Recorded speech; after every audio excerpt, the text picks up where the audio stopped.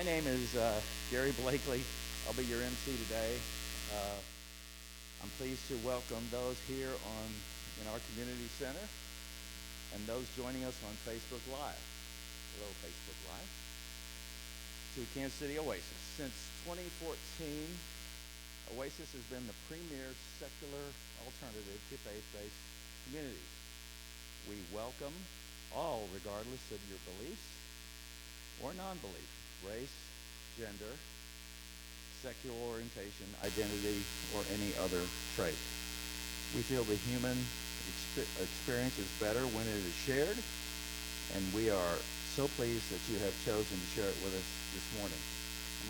From the neighborhood, is anyone here live walking distance away? Hey, good for you, So yeah. Okay, we are glad to have you, and we'll do our best to make you feel welcome. All right, I think what we're going to do now is the next YouTube video. Yeah. Okay. Okay. There we go. Let's get to Oasis 5 core values. People are more important than beliefs. Reality is known through reason. Human hands solve human problems. Meaning comes from making a difference. Be accepting and be accepted. Today's program, our featured speakers are John Cavin and Roger Pick. And they're going to be talking to us about the Freedom from Religion Foundation. Our musical guest, was going to be Jansen Wooten. I'm sure probably had car trouble. Community moment will be from Denise Robison. All right. Yeah. As a plan B, decided to play a band that Amy and I love. In fact, it came up in my Facebook memories right at about 5 years ago. We found out about this band as an opener when we went to go see a different band, and they blew us away, and we've traveled all around the area, and every time they come to Kansas City, we see them, and it's a band called Me Like Bees out of Joplin, Missouri.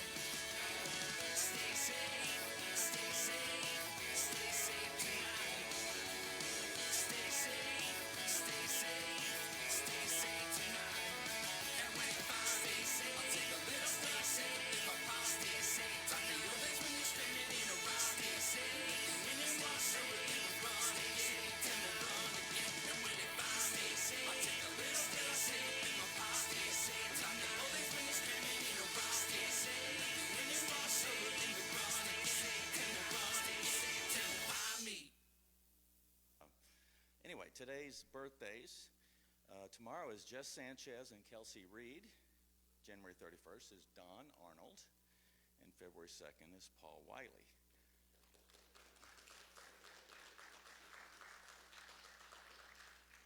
Any other birthdays that maybe we've overlooked or missed we got here? Okay.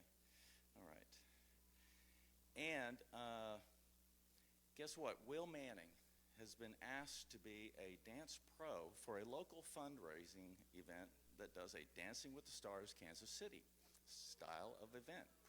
Pretty exciting. Good for Will. Yeah. And we have some volunteer opportunities. We could run the camera for Facebook Live. Amy's doing a great job with that right now. But join the greeting committee and volunteer coordinator. And I might add that today we could actually use a little help with the cleanup at the end. We don't yet have volunteers for cleaning up the coffee maker or the lemonade maker or sweeping the floors. So we'd love to have you help out with that at the end of the day, or at the end of our this event. See Joseph. Joseph, are you there? You go. He'll get you fixed up. So, all right. Community groups timeline. We're doing sign-ups now through February the 20th, and we're looking for hosts and participants. First meeting is going to be the week of March the 3rd. So. If you have any questions, see Julie Manning. I haven't seen Julie Manning today, but she'll be around. Saturday, February the 10th, from 2 to 6, bring some snacks and your favorite easy-to-learn game to share with your Oasis friends. Family and friends of all ages are welcome to join us for this event. Tables will be set up for varied gameplay, and everyone is encouraged to mingle and invite others to join in on the fun. Plus, bring or make your own Valentine's box. All right. Let's see, February the 17th, we're going to have a tour. We're inviting you to come join us at the Aviation Museum in Kansas City. The volunteers, many of whom are former TWA employees and passengers, are world-renowned for their guided tours. Group tour rates are adults 17 to 59 is 10. Seniors and kids are less. See our websites to RSVP and for more info. And let's not forget, be sure to be here April the 7th. We will have Seth Andrews will be returning for the first Sunday in April. This will be a big event, and we hope you can plan to be here for it. I believe that's our 10th anniversary event. Right, yeah. So we've got some pretty high-powered talent to come join us. If you've never seen him in person or on YouTube, he's very, very, very good. Very good. All right. Also, you can sign up for the Oasis weekly email newsletter at www.kcoasis.org, so you can stay in touch and know what's going on if you're not able to make it every Sunday. And you can also sign up on our website to give a community moment. Really, the subjects or topics can be quite varied. Do you have an interesting hobby that you might think we'd like to hear about, or do you do some volunteer work that no one's ever heard about? That'd be worthwhile. We'd like to hear about that too. So, all right, which brings us to our community moment. Denise Robison, 2 trans kids, 2 different paths, 3 words: curious, hopeful, and loyal. And that's the 3 words for Denise. And 2 paths along the same route. And a mother, a protector, a provider, and a kicker of asses. Okay. All right.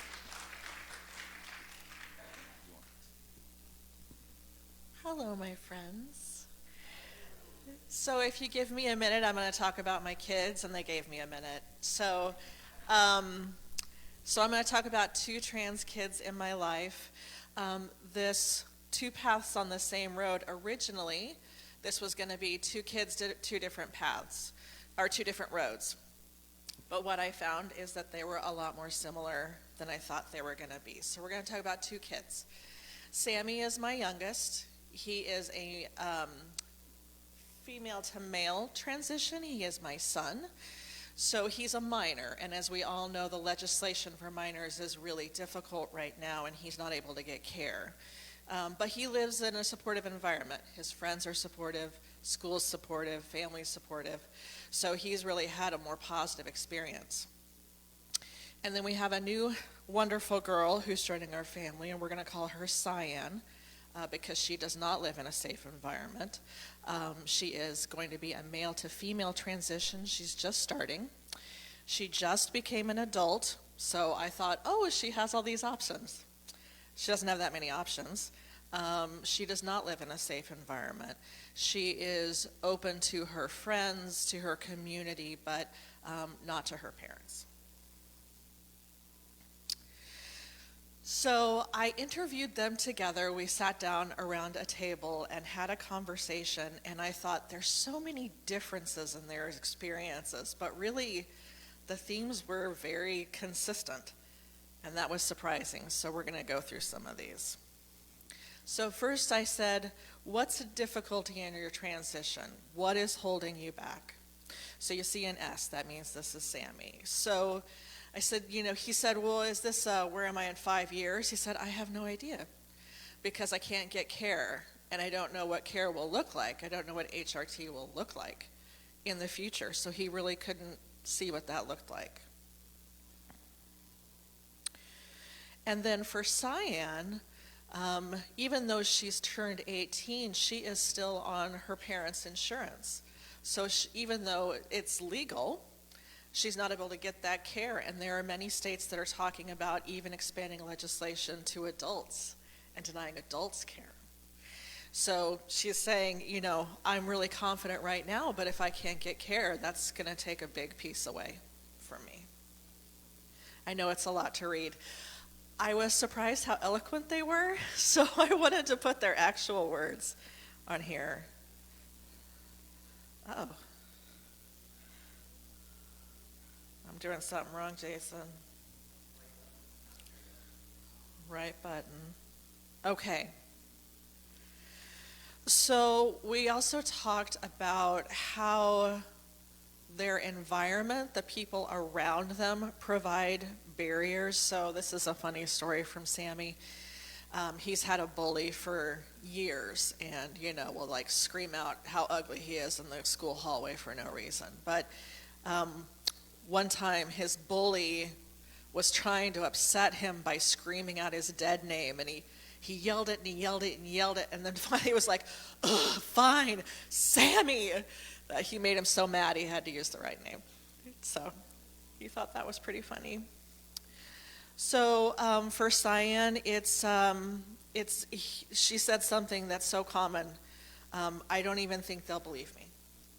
And that's something that you hear consistently in trans kids' stories, is that even when they finally get the courage to come out, people don't believe them. They discount them. They say, no, that's not possible. So that's tough for her. She lives in an environment where she's told to man up all the time. So that's in such a drastic difference from who she is as a person. And that's been really hard for her. Advice for a younger kid. So I thought, they're going to say something really positive. They're going to say, it's going to be okay. It's going to be all right. You'll make it through. But the reality of these kids' experiences simply isn't that. So for Cyan, she said, be wary. Even of people that you think you can trust, be wary. I thought that was really impactful. And for Sammy, he said, my first thought is screw them all. That's his experience, is that he expects to be rejected. He expects to have that negativity. But he said something so poignant at the end. He said, but don't ever think you don't have hands to hold. You know, people are out there. Even if your environment is not that way, people are out there. So I said, what's the good stuff, right? How are you being supported? And Cyanne's message was so great. She said there's a million things every day that her friends are doing to make her feel supported. Even though she has this difficult home environment. She says, you know, my friends call me the right pronouns. They show me respect. They have a friend who, whenever they see her, they say, hello, white woman. And, you know, it's a joke, but she feels really, you know, happy with that. She feels really supported by that. And, you know, of course, Sammy said, it would be my honor to call you white woman. Because he is funny. Okay, so changing and keeping their names. This one's a little bit different. So Sammy did change his name. He said, I never liked my name that much, but I didn't know why. Honestly, it was because I just wanted to slice it off and not be associated with that anymore. Like mitosis, but I beat it to death. But that really was his experience, as he felt like there was a break. There was a break in his life where he said, that's one piece and that's over. And now I'm at a new stage in my life. And for Cyanne, it was really beautiful. She said, internally, at no point have I ever thought that I am not Cyanne. My name is really important to me. So I just think that's interesting that for her, it's not so much of a break. It's not so much of a cutoff. She still feels very much herself, but just in a different way. I hope I'm not going too fast. Okay, how did you realize and who did you tell? I loved their stories. So first we'll do Sammy's. I will tell you, spoiler, it was during the pandemic. You know, pandemic really changed everyone's lives. It changed their experiences. So what has he said? I've always been in the weird kid groups, and in pandemic I realized people could be trans. He wasn't aware what transgender was, what transgender meant, but when they were isolated in their homes with really just the internet to experience, he realized that was a thing. One turning point is when I said to my friends, I don't think I'm a girl, and they said, I know. And he said, excuse me? And my quote here is, yeah, I figured it out a while ago. You kept saying being cis is for squares. And Sammy says, I don't remember saying that. So his friends already knew. And then for Cyanne, also during the pandemic, I mean, it really changed things when she had time to analyze herself. But the second paragraph is so interesting. So she learned about transgender from hate groups. There was so much hate and negativity that she thought, what is this? Is this a thing? She went and she researched it, and she was like, not only is it a thing, it's who I am, it's my experience. So she actually learned from negativity the positivity of her experience. And she had a funny story. She says, I have a funny thing where I have a bad memory. One time I pulled my friend into a special voice chat and told him that I had something important to tell him. And I said, I am transgender. And he said, I know, dipshit, you've come out like 4 times. But that's actually something I've heard as well, is that people feel like they need to continually come out, and it's almost a validating experience to state that and have that be acknowledged. Being trans on the internet. So this is a big impact because they both found transgender concepts on the internet. So I learned a lot from Cyanne about it. I'm not going to read her exact, but you're welcome to read it. So she spends a lot of time online. She knows a lot about the internet. And she has found that, the internet builds algorithms on you. It knows about you based on what you click on, what articles you read, what pictures you look at. And it creates a profile for you, and they save those profiles. And they sell those profiles. And what she kind of found and proved out was that if the algorithm realizes you are trans, it will increase the amount of hate information that comes to you. Because if you respond to that hate, that's free content. That's free content for them. They're making money off of that.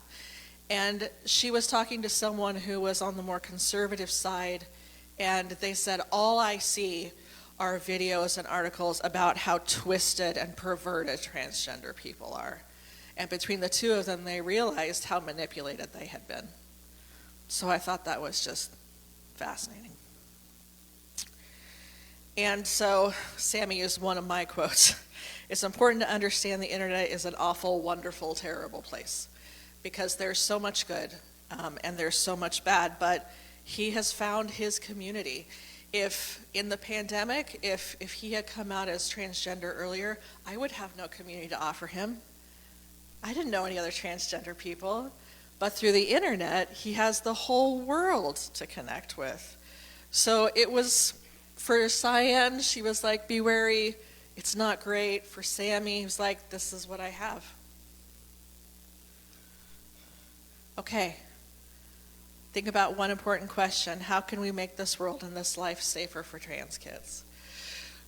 What I want to say about that is that we all know the legislation. We all know the negativity. We all know what's going wrong. What I would ask you to do is talk about trans kids in a positive light. Bring it up. You don't have to know a trans kid. Just bring it up. Isn't it beautiful that at such a young age they're coming out, and that we are finally in a point in society where there's room for that? Not only is there room, there's medical care. That's tremendous. Talk about their bravery. Talk about them until it's normal.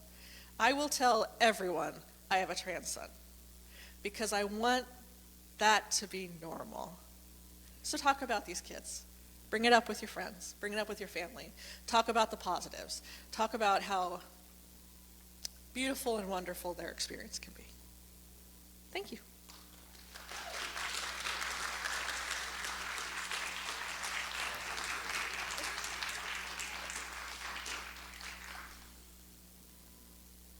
All right. Thank you for that. Once again. Oh, okay. Let me bring that to you.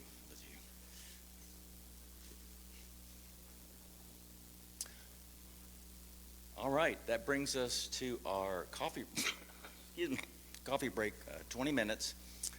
We'd normally have a musical performance, but once again, I will not be doing that. So there's the tip jar. So, yeah.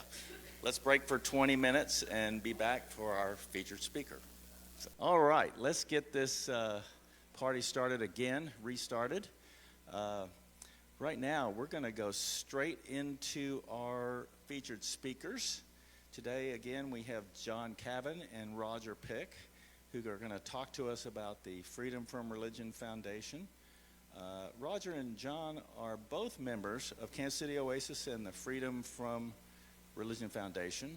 They, along with some other Oasis members and hundreds of people from around the country, attended the convention held in Madison, Wisconsin over an extended weekend during October of last year. So we would like everyone to remember that our program is designed to generate conversation and engage our powers of reason, and not a forum for starting debates. So please respect the views of our speaker, and if you have any questions, we'll have a Q&A session at the end. So, all right, welcome,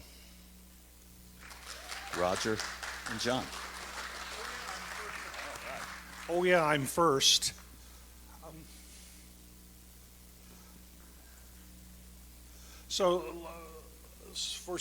Good morning. And we have a number of handouts in the back foyer area.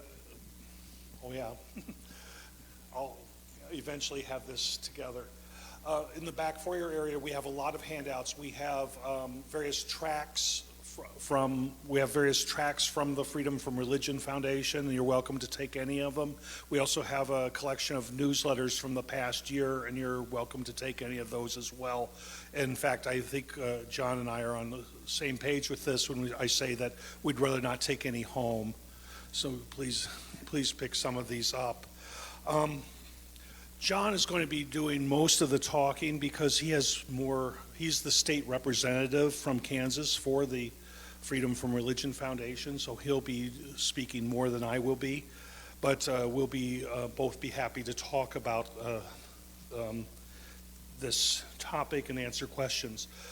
I arrived on Thursday before the convention actually started, and this is Free Thought Hall, which is the actual headquarters of the Freedom from Religion Foundation.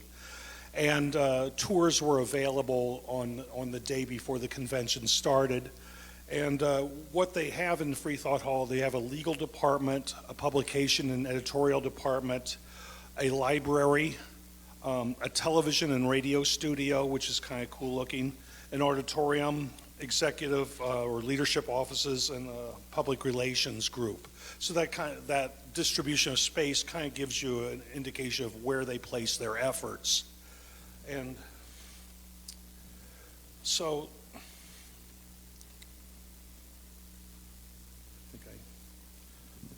this.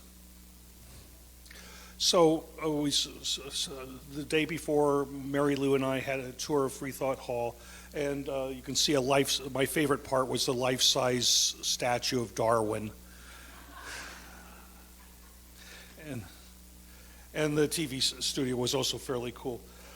The building is filled with art and mementos and cartoons and just all kinds of reminders of the mission of this group and their successes. And it's mostly about the First Amendment and very much separating the government from the church. So it's not anti-religion, it's just let's let these two things be separate. And so that's their mission.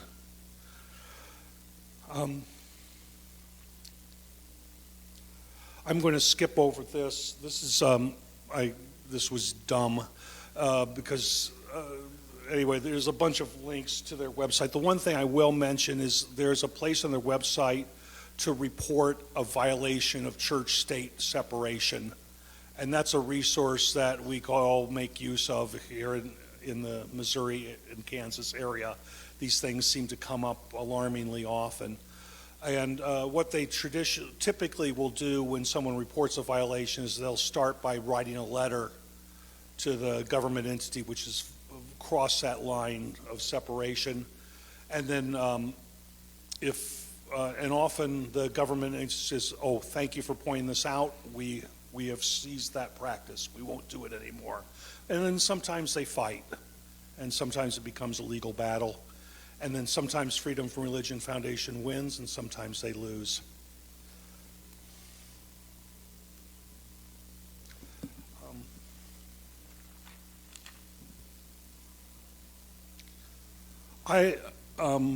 John and I were not the only people from Oasis at the convention. We're not the only people from Oasis that belong to the Freedom from Religion Foundation.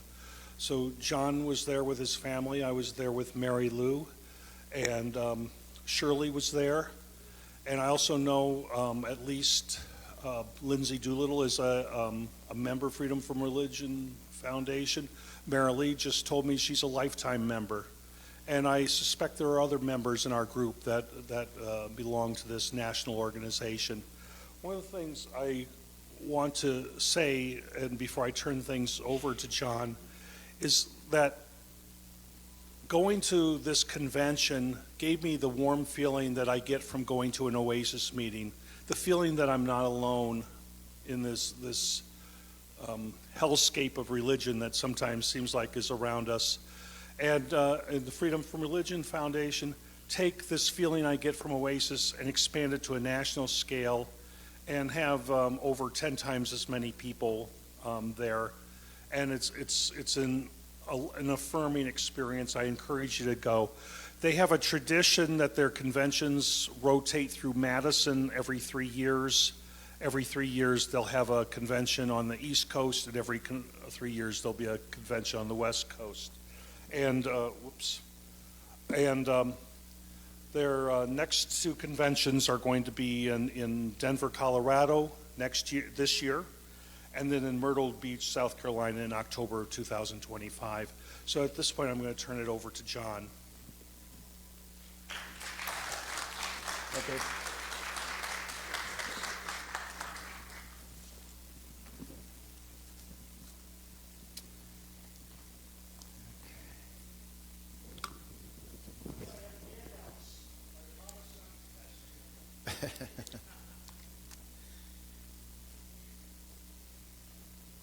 Can you hear me? Okay. Okay, I figured I had too much to talk about today, so I decided to condense it, just send some handouts. This is mostly about the work that FFRF has done in 2023. And I'm mainly going to be talking about the convention. But FFRF is a tax-exempt 401c3 civil rights organization dedicated to protecting the principle of church-state separation and defending the rights of freethinkers, atheists, agnostics, and other threatened groups. FFRF has halted 143 significant violations between 2022 in San Antonio and 23 in Madison. FFRF has sent out 6,734 letters to school districts, and staff attorneys have sent 638 letters of complaint to violating actors. The membership is now over 40,000 people, and it's expanding. You might have seen the Ron Reagan ads on different networks. This and other promotions on NBC, The Late Show on CBS, CNN, ABC, and others have been successful in increasing membership. FFRF now has a non-tax exempt 401c4 action fund that engages in lobbying and limited electoral work and has been highly successful. There is a legislative scorecard that tracks the voting records of various congressmen and women regarding issues that are important to us. They monitor bills in all 50 states and have tracked 1,455 bills and have reviewed another 500. There's also in Congress what's called the Free Thought Caucus that represents the secular needs of the country. FFRF has multiple publications. The main one, which is out in the lobby, is called Free Thought Today. It's printed 10 times a year. There's also Free Thought Radio, which is in its 18th year and has over 900 shows. There's also Ask an Atheist podcast on Facebook, and the television show Free Thought Matters, which had 42 shows last year. There's 5 other outlets on top of that. I have a listing if you need that.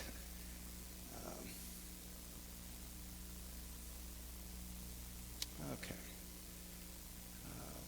These are the religious nuns that I'm sure you've heard about. They're now the single largest group in the United States, outnumbering Catholics and many other religious groups, and make up 28% of U.S. adults. This is from Pew Research. 63% of the nuns are white.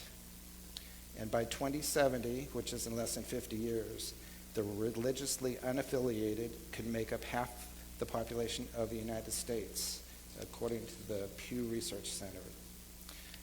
In that study, Christians could make up just a third of the population.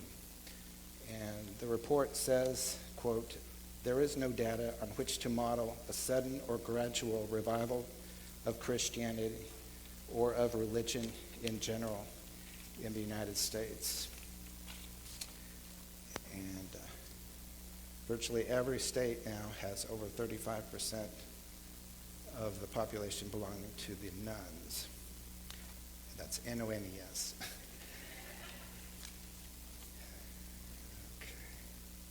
Okay. At one of our conventions, this was in Boston, I had the opportunity to meet Margaret Atwood. She wrote The Handmaid's Tale.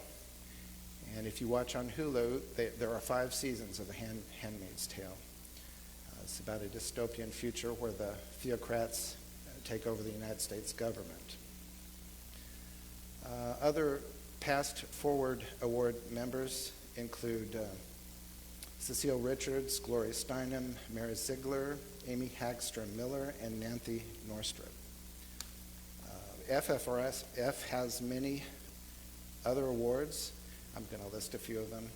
Champion of the First Amendment Award, the Henry Zumach Freedom from Religious Fundamentalism Award, Strong Backbone Award, Out of God's Closet Award, Courage to Tell the Truth Award, Out of the Closet Atheist Award, and there are 6 other categories. So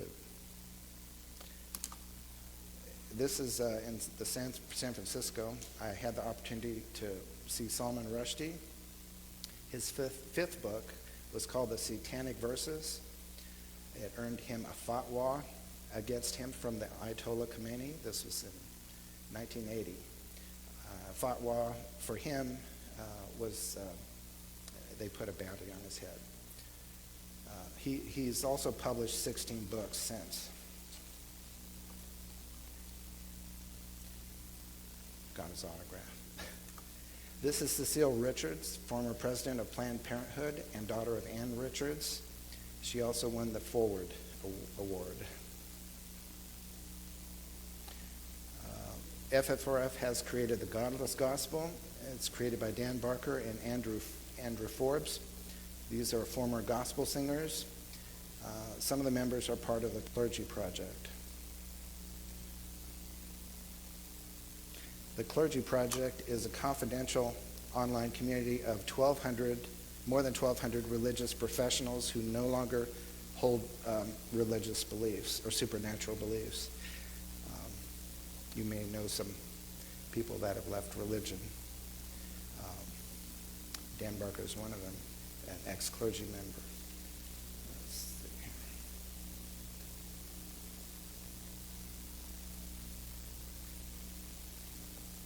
And this is the Boston National Convention state reps. The ballroom. This is a hotel near the Boston Commons. This is the 2023 Madison State Reps. Forward Marching Band. They entertained us during our dinner. They have a 5-star hotel. Usually the dinners are very good.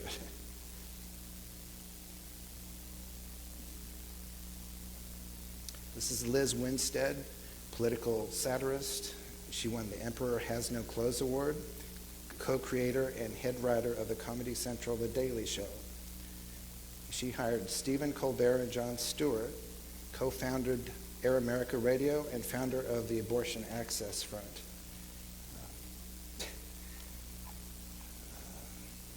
The Abortion Access Front uses humor to destigmatize abortion and expose extremist forces working to destroy reproductive rights. Other Emperor Has No Clothes Award winners include Stephen Weinberg, George Carlin, Andy Rooney, Richard Dawkins, Penn and Teller, Representative Jared Huffman, Salman Rushdie, Ann Druin, John Irving, Ron Reagan, Christopher Hitchens, and Julia Sweeney.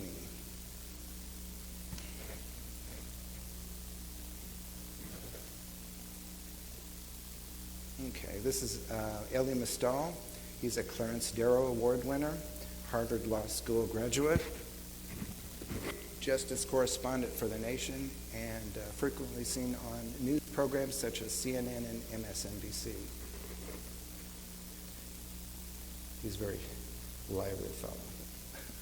This is Andrew Seidel, Vice President of Strategic Communications for Americans United. He's an attorney and recognized First Amendment expert on issues related to church-state separation. Ooh, not too far.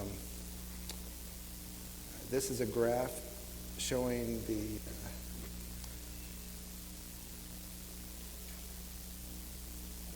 there's only 10% great deal of confidence in organized religion. This is not where it's supposed to be. This is a legislative scorecard. FFRF has an action fund.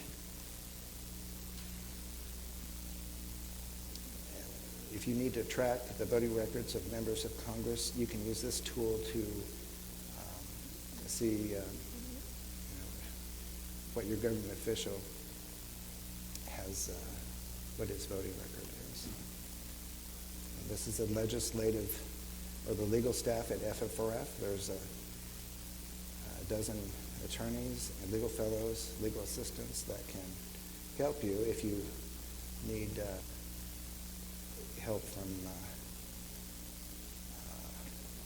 in the form of church-state separation.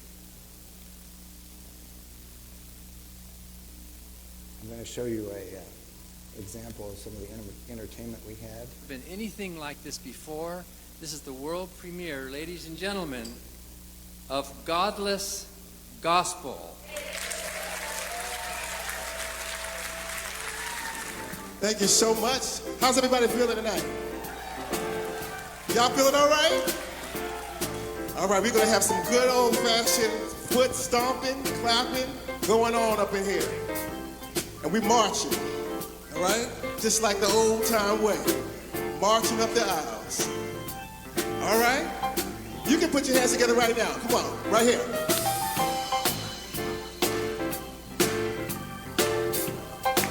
There we go. Show them your stuff.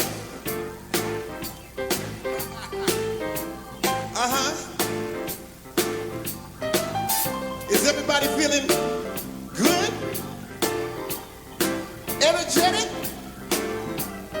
Anybody tired? Weary? Heavy laden? Let me tell you, we came tonight to bring you all some good news. And this is a different kind of good news. We're bringing love, peace, soul, rhythm, reason, but most of all,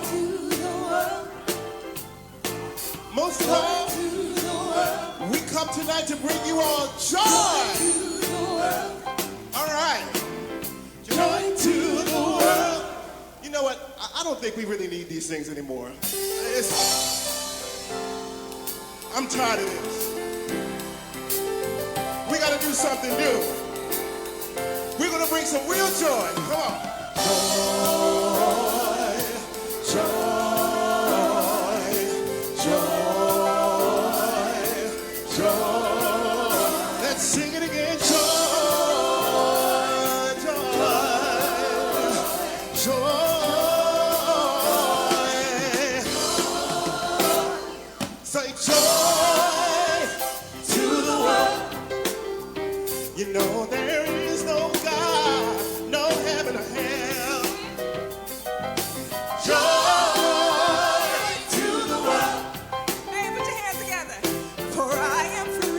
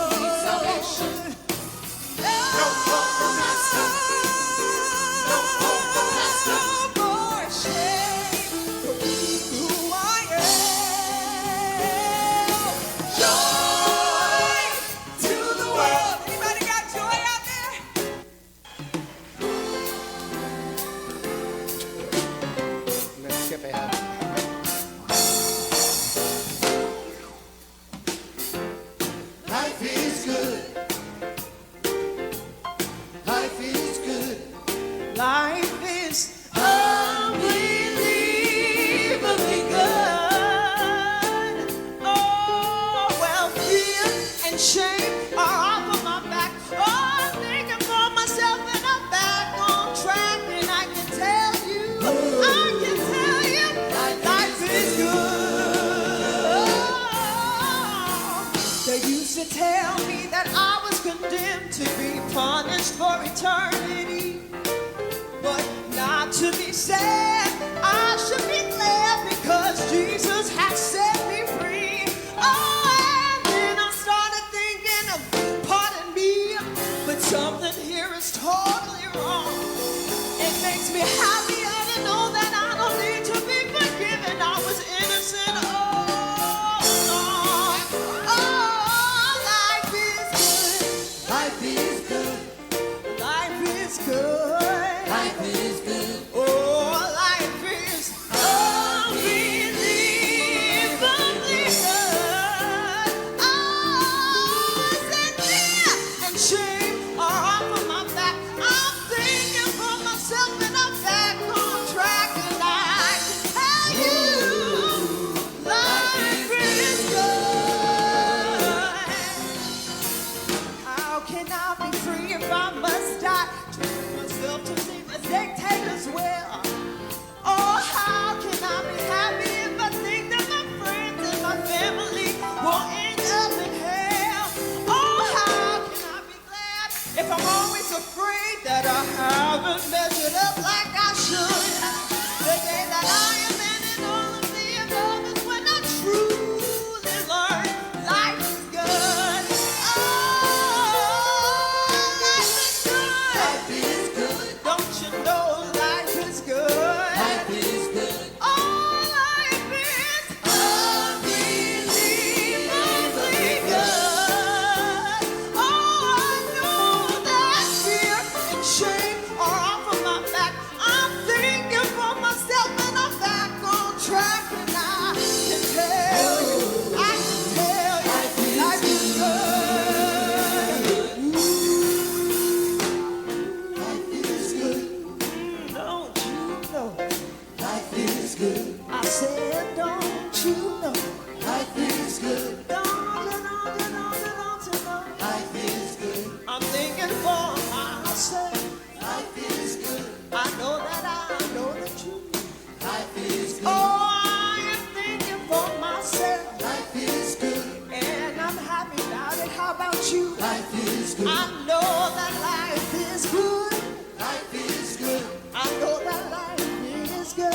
Life is good. I know that life is good. Life is good. I know that life is good. Life is good. I know that life is good. Life is good. I know that life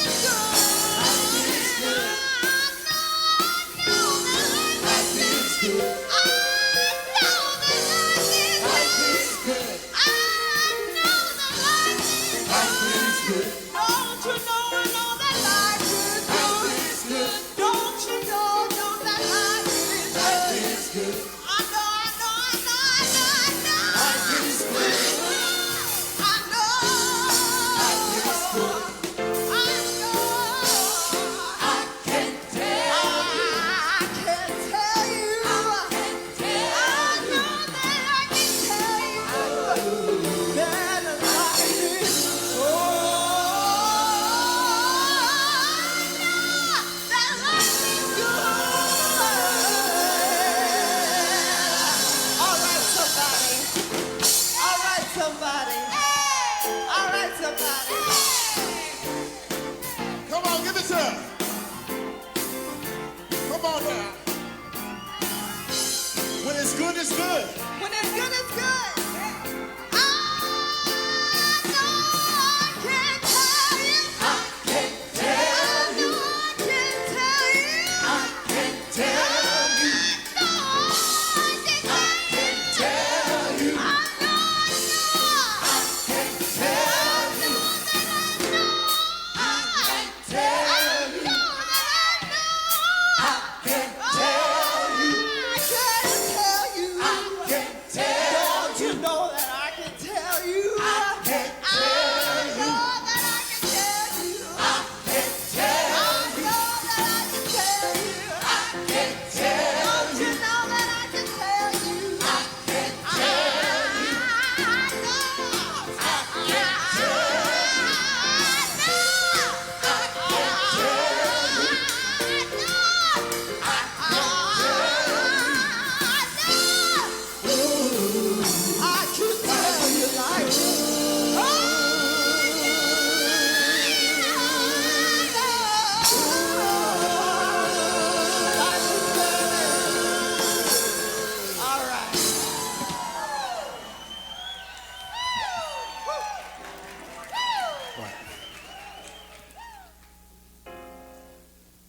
many solutions for the meaning of life. So many. Okay. Okay. Does anybody have questions? Questions? Anybody have a question for John? Oh, okay. Yes. There we go. I very much appreciate you coming today. Do you have any specific examples? I think this newsletter said like a cross was removed from a public park. Any specific examples like in this area or that were meaningful to you where freedom from religion took action and had a victory? Well, I have a listing of the top 10 school complaints. The top 10 issue areas are schools, government prayer, electioneering, religious displays, social media, prisons, government funding of religion, and there's a number of those in the Missouri area. Missouri's a bad state for church-state separation issues. Or legislative prayer, chaplains, and religious events. Texas, Alabama, and Florida are the worst offenders, followed by Tennessee, Georgia, Ohio, North Carolina, and South Carolina. And a lot of the school complaints regard school board prayer or graduation prayer, Bible distribution, and so on. Any others? Oh, over here. Let me sneak back behind.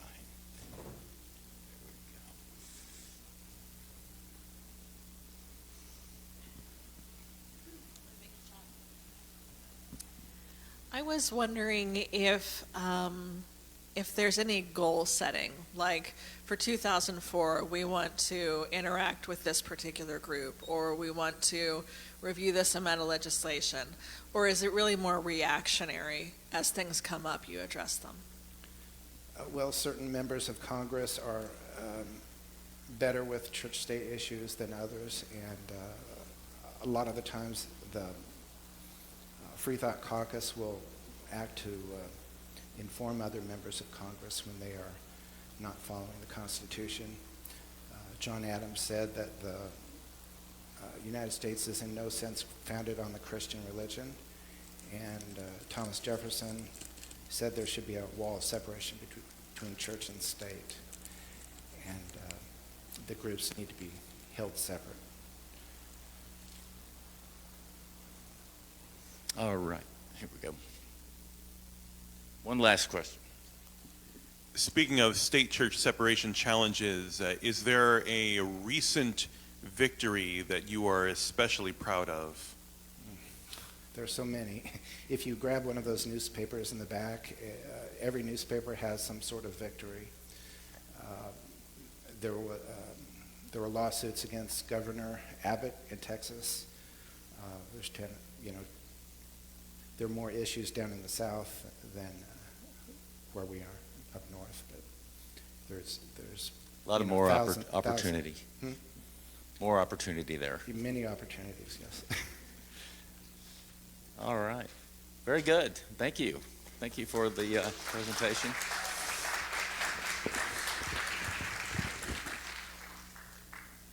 All right. Just want to remind you that Kansas City Oasis is a 501c3 organization, so your donations are tax deductible. If you want to donate through Venmo, we have QR codes in the gathering space in a few places, including the merch table. Also, we have quite a few Oasis members who volunteer at Micah Ministries. Micah Ministries serves hundreds of people a meal on Monday evenings from 5:15 to 7:15. They help anyone, regardless of race, gender, religious or non-religious affiliation, sex, sexual orientation, or any other trait.